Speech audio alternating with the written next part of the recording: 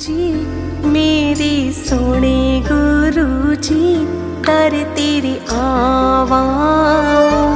जी नहीं करदा मैं वापस घर नू जावा जी नहीं करदा मैं वापस घर नू जावा मेरे प्यारे गुरु जी मेरे सोने गुरु जी तर तेरी आवाज़ जी नहीं करदा मैं वापस घर नू जावा